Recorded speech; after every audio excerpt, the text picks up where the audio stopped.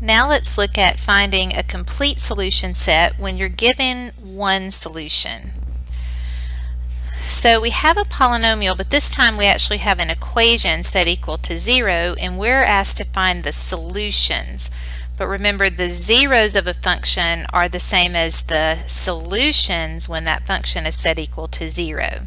So we're going to use synthetic division.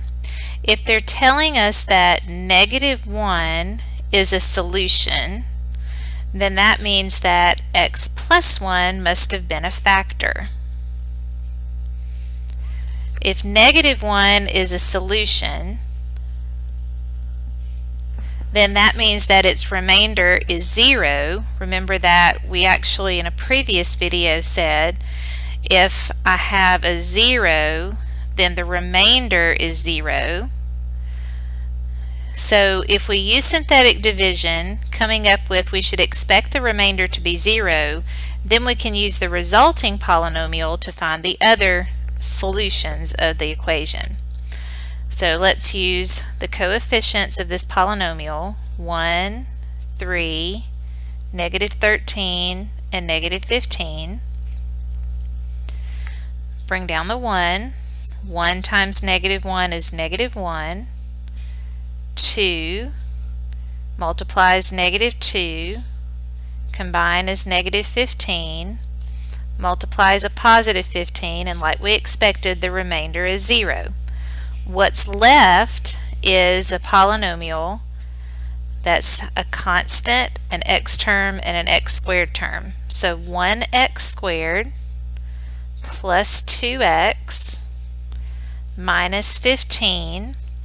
We're going to set that equal to 0 and see if we can factor this to find the other two solutions. So let's see if it's factorable. If it's not factorable, you need to use the quadratic formula. So if I try to factor it, looks like 5 and 3, I could have a +5, -3, that would factor that polynomial. That means that my solutions would be x equals -5 and x equals +3. So the complete solution set, don't forget about the one that they gave us, is -1, -5, +3, and in an x to the third power equation we can have up to 3 solutions, so that makes sense as an answer. Let's do the same thing here. So they've given us that -1/2 is a solution. That, remember, also means that x plus 1/2 must have been a factor.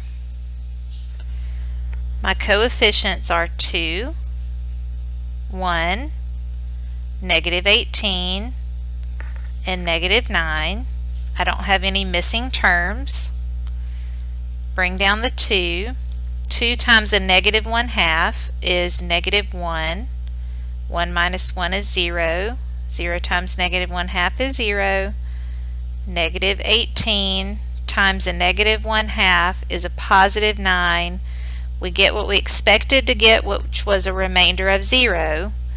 What I have left is constant x term, x squared term. So 2x squared plus 0x, I'm not going to write that, minus 18.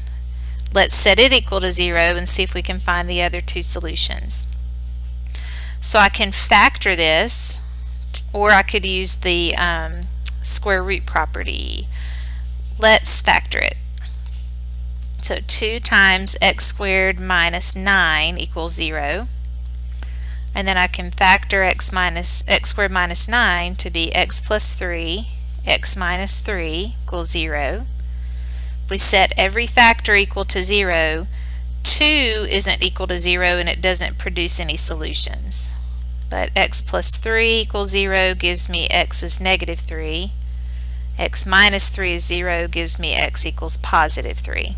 So the complete solution set is -1/2, -3, and +3.